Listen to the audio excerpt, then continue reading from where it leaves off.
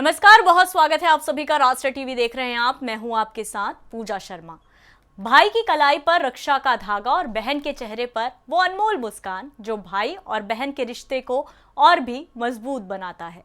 भाई बहन के अटूट स्नेह का महापर्व है रक्षाबंधन। लेकिन साल 2026 का ये रक्षाबंधन सामान्य नहीं है। इस बार पंचांग में कई बड़े उलटफेर और महासंयोग एक साथ बन रहे हैं। इस साल रक्षाबंधन पर भद्रा का साया तो नहीं रहेगा, लेकिन इस दिन चंद्र ग्रहण भी लग रहा है। इसके अलावा राखी बांधने का शुभ मुहूर्त इस बार बेहद छोटा है। ऐसे में बहनों के मन में कई सवाल हैं कि राखी कब बांधे, कैसे बांधे और क्या ग्रहण का साया उनके इस त्योहार पर भारी पड़ेगा। इन सभी शंकाओं को दूर करने और रक्षाबंधन का सटीक ज्योतिषीय महत्व समझाने के लिए आज हमारे साथ मौजूद हैं बेहद खास मेहमान ज्योतिषाचार्य आचार्य डॉक्टर मोहित शुक्ल जी। आचार्य जी, बहुत बहुत स्वागत है आपका हमारे राष्ट्र टीवी पर। जी धन्यवाद। जय श्री राम। जय श्री राम। आचार्य जी, इस बार जो पूर्णिमा तिथि 27 अगस्त को शुरू हो रही है, तो रक्षाबंधन 28 अगस्त को ही क्यों मनाया जा रहा है? उदया तिथि का क्या महत्व है? देखिए, ये जो रक्षाबंधन का पर्व है, इसकी शास्त्रों में कुछ विशेष मान्यताएं दी गई हैं। जी। ज्योतिष शास्त्र का कथन है हम्म। कि जिस समय पूर्णिमा तिथि हो और भद्रा काल ना लगा हो, क्योंकि भद्रा को बहुत अशुभ माना जाता है। जी। तो अब पूर्णिमा तिथि जो है वो तो 27 तारीख को लग जाएगी। और मैं बता दूं कि 27 तारीख को प्रातः 8:31 पूर्णिमा लगेगी। हम्म। और उसी समय भद्रा, चूंकि विष्टिकरण पड़ रहा है और जी। विष्टिकरण में भद्रा होती है जो 8:54 शाम तक रहेगी भद्रा। इस और दूसरी बात है कि यही पूर्णिमा तिथि अगले दिन तक जो है इसका प्रभाव रहेगा और उदया तिथि में भी ये रहेगी और उस समय भद्रा काल भी नहीं होगा। और इसलिए जो है 28 तारीख को निर्विवादित रूप से रक्षाबंधन का पर्व पूरे विश्व में मनाया जाएगा। अब देखिए कि अगले दिन जो है ये 9:18 तक प्रातः जो पूर्णिमा तिथि। तो अब इसलिए आप सूर्योदय से लेकर, क्योंकि सूर्योदय जब हो जाएगा 5:41 से 9:18 तक विशेष मुहूर्त बन रहा हम्म। है रक्षाबंधन का। इसीलिए आप देख रहे हैं कि अभी आपने बोला कि बहुत थोड़ा मुहूर्त रहेगा, तो ये शुभ मुहूर्त की बात आपने कही कि 9:18, मगर उसके हम्म। बाद 10:30 से 12 बजे तक राहु कालम रहेगा, जिसमें कि रक्षा सूत्र बांधना निषेध किया गया है। और उसके बाद 12:14 से 1:05 तक जो है अभिजीत मुहूर्त रहेगा, जो बड़ा ही शुभ माना जाता है। हम्म। तो अगर आप प्रातःकालीन पूर्णिमा तिथि तक रक्षाबंधन नहीं कर पा रहे हैं तो अभिजीत मुहूर्त में कर लीजिए 12:14 से 1:05 तक। और अगर किसी कारण से आप उसके बाद भी रक्षा सूत्र बांधते हैं तो भी वह रक्षा सूत्र मध्यम फल कारक रहेगा, उसका अधम फल नहीं होगा। अधम फल केवल राहु काल में ही होता है। तो इसलिए मैं आपको एक बात और बताऊं कि जो भद्रा तिथि है इसको लेकर एक कथा है कि जब रावण को जो है शूर्पणखा ने हम्म। रक्षाबंधन का पर्व बनाया तो भद्रा काल में जो है रक्षा उसके सूत्र बांध दिया। इस कारण से रावण का पूरा वंश का नाश हो गया। इसीलिए भद्रा तिथि को हम्म। अशुभ माना गया है। तो भद्रा तो 28 को पड़ेगी ही नहीं, तो उसका तो कोई प्रश्न ही नहीं है। हम्म। दूसरा जो राहु काल है, केवल हमें 10:30 से 12 बजे के बीच का राहु काल को अवॉइड करना है। बाकी पूरा दिन जो है रक्षाबंधन के लिए शुभ फलकारक रहेगा। जी बिल्कुल। इस बार भद्रा नहीं है, लेकिन ग्रहण का साया है, ये भी कह रहे हैं। तो अमूमन हम कभी भी कोई भी पर्व मनाते हैं तो उसके लिए हम मुहूर्त को बहुत ध्यान में रखकर ही अपने शुभ काम जो है वो करते हैं आचार्य जी। अब ये तो भाई बहन का पर्व है, बहनें अपने भाई की लंबी उम्र के लिए ही रक्षा सूत्र बांधती हैं। लेकिन अमूमन कुछ बहनें ऐसी होती हैं जो कामकाजी होती हैं, जिन्हें शुभ मुहूर्त का नहीं पता होता है कि कौन सा मुहूर्त शुभ है। जब समय मिलता है हम रक्षा सूत्र कलाई पे बांध देते हैं। तो जो बहनें मुहूर्त में राखी नहीं बांध पा रही हैं, तो क्या वो दोपहर में बांध सकती हैं या रात तक कभी भी कोई भी समय में बांध सकती हैं? इस पे कोई संशय वाली स्थिति तो नहीं? देखिए, क्योंकि उदया तिथि में पूर्णिमा तिथि है हम्म। और उदया तिथि में जो तिथि होती पूरा दिन उसी से माना जाता है, तो हम्म। इसलिए पूरे दिन जो है रक्षाबंधन का पर्व अब फिर मनाया जाएगा। हम्म। जो लोग शाम को मनाना चाहते हैं शाम को भी मना सकते हैं। हम्म। अब इसमें देखिए एक चीज मैं बताऊं, अभी आपने ग्रहण बोला था, हम्म।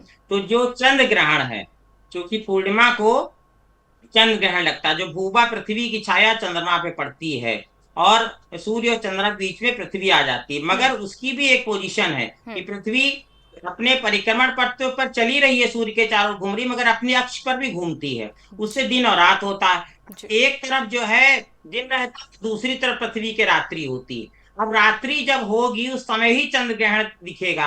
क्योंकि भारत में जिस समय चंद्र ग्रहण लग रहा है उस समय दिन का समय रहेगा। और ये मैं आपको समय बताऊं कि 8:04 से सुबह ग्रहण प्रारंभ होगा, जो कि 11:22 तक चलेगा। जी अब चूंकि उस समय दिन का समय होगा और चंद्रमा जो है दिन में दिखता नहीं है, तो इसलिए ग्रहण का कोई भी प्रभाव भारत पर नहीं पड़ने वाला। अब ये पड़ेगा कहाँ पर, ये भी मैं आपको बताऊं तो अंटार्कटिका पर, अफ्रीका, एशिया, यूरोप के हिंद महासागर, अटलांटिक महासागर जैसी जगहों पर, प्रशांत महासागर में ये दिखाई देगा।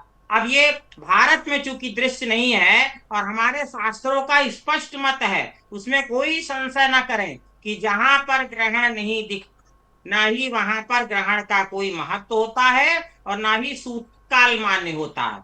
तो सूतक काल जो 9 घंटे का चंद्र ग्रहण बताया वो भी मान्य नहीं रहेगा। तो इसलिए आप बिल्कुल निश्चिंत होकर जो है रक्षाबंधन का पर्व मना सकते हैं। इस पर ग्रहण का कोई प्रभाव किसी प्रकार का नहीं होगा। मैं दर्शकों को बिल्कुल स्पष्ट बात बता देना चाहता हूं, क्योंकि उनके मन में किसी प्रकार की कोई शंका ना हो। जी आचार्य जी, जैसे कि आपने बताया कि इस बार भद्रा का कोई साया नहीं है, और आपने कहानी भी बताई कि भद्रा काल में शूर्पणखा ने रावण को राखी बांधा, इसलिए पूरे वंश का सर्वनाश हो गया। तो ये कितनी बड़ी राहत है ज्योतिषीय गणना के हिसाब से इस बार जो भद्रा नहीं पड़ रहा है, और आखिर भद्रा में राखी क्यों नहीं बांधी जानी चाहिए? ये बहुत अच्छा आपने प्रश्न किया है कि ये असल में भद्रा है क्या, पहले हम लोग ये जान लें। भद्रा भगवान सूर्य देव और माता छाया की पुत्री और न्याय के देवता शनि देव की सगी बहन है। उनका स्वभाव क्रोधी और स्वरूप अत्यंत विकराल माना जाता है। अब ये भद्रा जो है, इनका जन्म ब्रह्मा जी ने क्यों किया? क्योंकि उनका जन्म दैत्यों और राक्षसों के संहार और उनको भय उत्पन्न करने के लिए हुआ था। मगर जन्म लेते ही हुआ क्या, उल्टा हो गया। भद्रा यज्ञ, हवन और मांगलिक कार्य और शुभ कार्यों में बाधा डालने लगी। सारे देवता जो थे वो ब्रह्मा जी के पास गए, उनके उपद्रव कहा गया तो आपने भद्रा राक्षसों को आतंकित करने के लिए किया, मगर ये तो मनुष्यों के शुभ कार्यों में बाधा डाल रही है।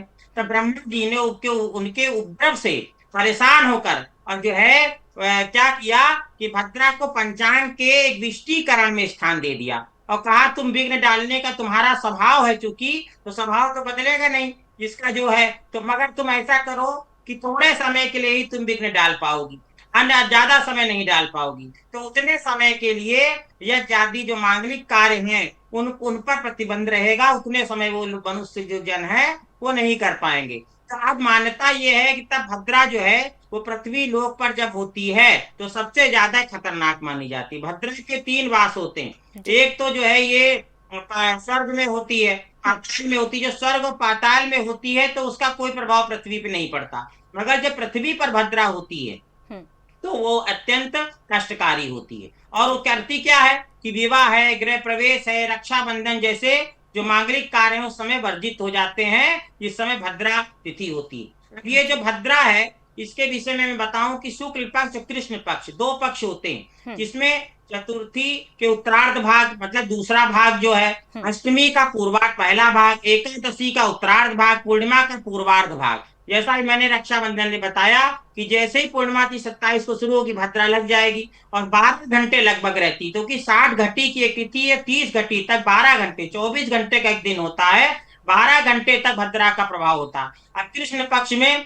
तृतीया के उत्तरार्ध भाग में, सप्तमी के पूर्वार्ध में और दशमी के उत्तरार्ध में और चतुर्दशी जो तिथि है उसके पूर्वार्ध में भद्रा रहती। तो ये भद्रा की जो है पोजीशन जो है वो विष्टीकरण के द्वारा ज्योतिष शास्त्र में ये निश्चित कर दी गई है, जिसको हम लोग समय समय पर जब पर्व त्योहार होते हैं तो आपको जो आधुनिक समय है उससे उसको कन्वर्ट करके बता देते हैं कि भाई इतने बजकर इतने मिनट तक भद्रा रहेगी, आप उसके अनुसार कार्य करें, उसके अनुसार कार्य न करें। जब भद्रा समाप्त हो जाए तभी पर्व मनाया जाए। तो ये जो भद्रा है ये अब फिर रक्षाबंधन वाले दिन 28 तारीख को इसका कोई प्रभाव नहीं पड़ेगा। अच्छा, अमूमन हमने देखा है आचार्य जी कि जब भी रक्षाबंधन का त्यौहार आता है भद्रा का साया रहता है। इस बार नहीं पड़ने के पीछे की क्या वजह और किस लिहाज से इस बार का इसके चलते रक्षाबंधन और भी बेहद खास हो जाता है? क्योंकि चूंकि 27 तारीख को पूर्णिमा तिथि पूजा जी शुरू हो जाएगी। जी। और 27, और मैंने आपको बताया कि भद्रा तिथि प्रारंभ से लगती है। जी। और ये एक दिन पहले ही जो है, और कोई भी तिथि लगभग 24 घंटा रहती है, तो अगले दिन तक ये सुबह से शुरू होगी हम्म। तो सुबह तक रहेगी। और ये बीच में जो है जैसे ही भद्रा लगी और 27 की रात तक भद्रा खत्म हो गई, तो अब 28 को जो कि प्रातः काल सूर्योदय तिथि में पूर्णिमा तिथि है, तो रक्षाबंधन का पर्व भी हो गया और भद्रा भी समाप्त हो गई। तो जी। अब इसलिए भद्रा का प्रभाव इस बार नहीं पड़ा, मगर अन्य जो महासंयोग बन रहे हैं जो 70 साल जी। बाद जी। दुर्लभ स्थिति है, जैसा आपने अभी बोला भी था, मैं सुन रहा था कि इस बार जो है महासंयोग बन रहे हैं, उनके विषय में यदि आप जानना चाहें तो मैं दर्शकों को बताऊं। जी। जी बिल्कुल बिल्कुल।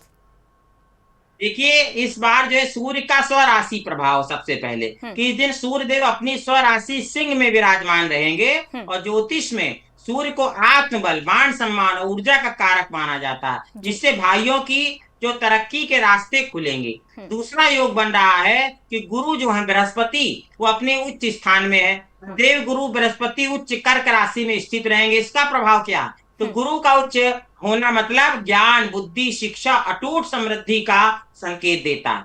और नक्षत्र और पंचांगीय योग भी बढ़ रहे हैं, जैसे कि सद्विषा नक्षत्र का संयोग। अब उसमें रक्षाबंधन के दिन जो चंद्रमा है, ये राहु के सद्विका नक्षत्र और शनि की राशि कुंभ में विचरण कर रहे हैं। इस नक्षत्र में किया गया रक्षा सूत्र का संकल्प बहुत स्थिर और रक्षा करने वाला होता है। अब रक्षाबंधन में रक्षा करने का योग अगर बन जाए तो कितनी अद्भुत बात है। इसी प्रकार अतिगंड योग बन रहा है। इस दिन सद्विका नक्षत्र के साथ अतिगंड योग का जो निर्माण हो रहा है, वो धार्मिक अनुष्ठानों को और महत्व बढ़ा देता है। चूंकि हमारा ये कार्यक्रम स्पिरिचुअल है, धार्मिक है, और हम लोग धर्म पर चर्चा कर रहे हैं, पर्व पर चर्चा कर रहे हैं, और हमारे यहाँ हर पर्व धर्म से संबंधित होता है। इसलिए आप देखिए कि इस योग के प्रभाव से जो रक्षाबंधन का पर्व है उसमें और विशेषता आ रही है। तो ये सारे संयोग जो है 70 साल बाद इस बार जो है रक्षाबंधन के पर्व में बन रहे हैं। और इसमें एक चीज है कि अपनी बहन को यदि लोग राशियों के अनुसार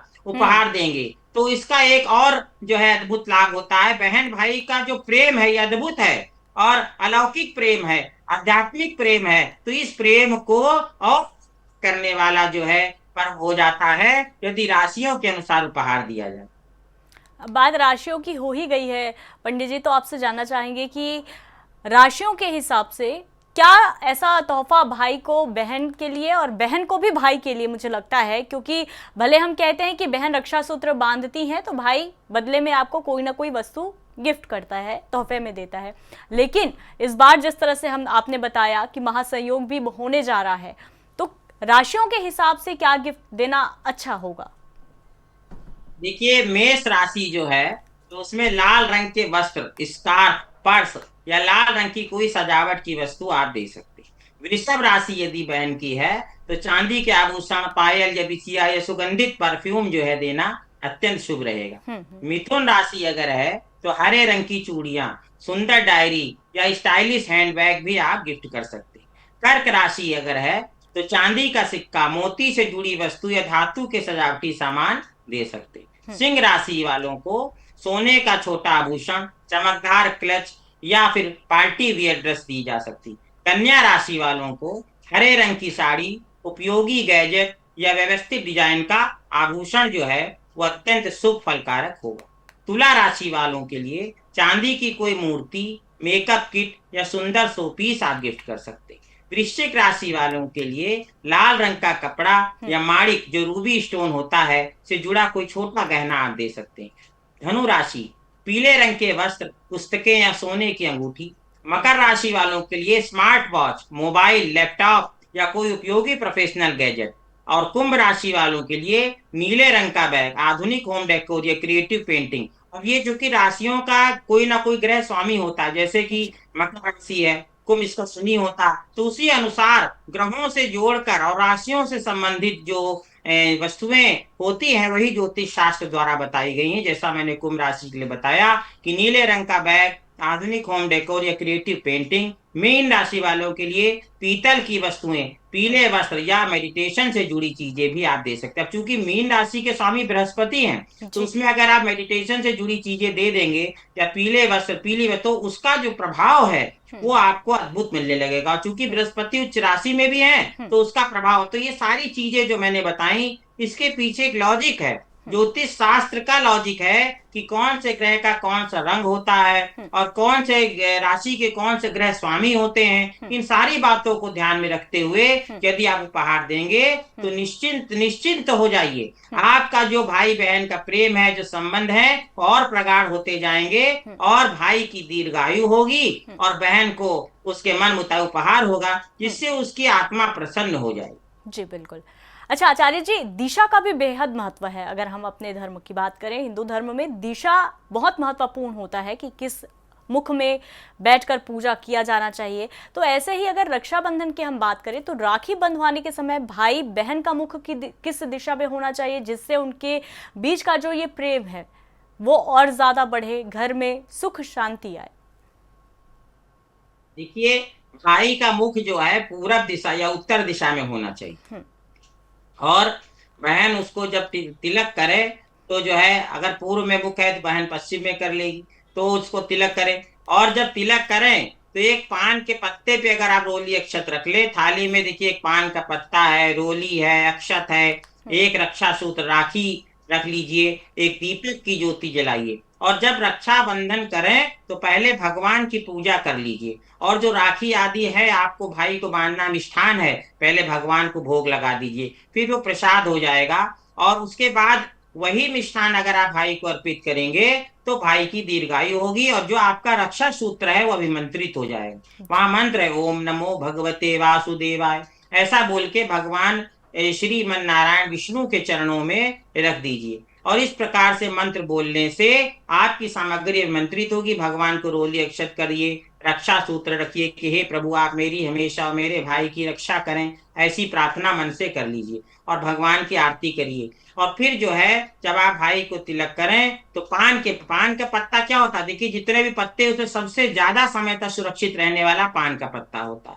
उसको कई दिन तक अगर लाल कपड़े में हम्म। तूल में पानी की छींटे डाल के रखी जाए तो खराब नहीं होता। इसी प्रकार से पान के पत्ता प्रतीक है कि उस पर अगर हम रोली रख के तिलक करेंगे तो हे भाई तुम दीर्घायु होगे, आरोग्यवान होगे। जैसे ये पान का पत्ता बहुत लंबे समय तक वृक्ष से कटने के बाद भी सुरक्षित रहता है, वैसे ही आप भी सुरक्षित रहो। और इस प्रकार के भाव से जब बहन तिलक करेगी हम्म। तो ये जो है विशेष फलकारी हो जाता है। जी। देखिए, और सबसे पहले जो है भाई को टीका लगाए, अक्षत लगाए, और ओम स्वस्ति, ओम स्वस्ति, ओम स्वस्ति माने कल्याण हो, कन्या। ऐसा जो है छोटा सा एक शब्द है बोल, क्योंकि बड़ा मंत्र में बताऊंगा उसको याद करना बोलना थोड़ा कठिन होगा, तो ओम स्वस्ति बोल के तिलक कर दे। जी। उसके बाद जो है भाई की आरती उतारे और उसको रक्षा दाहिने हाथ पर जो है कलाई पर रक्षा सूत्र बांधना चाहिए, और उसके बाद भाई को मिष्ठान खिलाए। फिर भाई जो है को अपनी बहन को प्रणाम करे और श्रद्धा पूर्वक जो है उसको उपहार अवश्य दे। जो भी उसकी श्रद्धा होगी, श्रद्धा का जो धन होता है वो सम्मानित होता, सम्मानजनक होता, तो बहन को उपहार। और ये परंपरा शुरू कब से हुई, हम्म। ये परंपरा जो है जब भगवान ने वामन अवतार लिया और हम्म। 3 पग में पूरा ब्रह्मांड नाप लिया, जैसे कि पूरा ब्रह्मांड, पूरा पृथ्वी लोग दूसरे में, और तीसरा जब जगह नहीं बची तो बाली ने अपना सिर झुका दिया, तब भगवान ने उसके सिर पर अपना पैर रखा और पाताल लोक में बाली चले गए, और वहीं पर जो है भगवान भी हो गए। तब भगवान बड़े प्रसन्न हुए और कहा कि हे तुम बलि मुझसे वरदान मांगो। तब बलि कहते हैं कि हे प्रभु हमेशा मेरे साथ रहिए, मैं जब सो के उठूं, रात में शयन करूं, आपके दर्शन हो। तो भगवान द्वारपाल बन के उन्हीं के रहने लगे। जी। तब जो है तीनों लोकों में हाहाकार मच गया कि भगवान श्रीमन नारायण तो जो है दानव राज बाली क्या रहने लगे, अब हम लोग क्या करें। तो जो है वहां पर नारद जी आए, उन्होंने माता लक्ष्मी से कहा हे देवी अब आप ही नारायण को ला सकती हैं। तब माता जो है एक गरीब महिला का वेश धारण करके जाती हैं, क्योंकि जब किसी का याचक बन के जाया जाता है तो अमीर बन के नहीं जाया जाता, हाथ जी। जोड़ के विनम्र होके जाया जाता, तो देवी भी जाती हैं।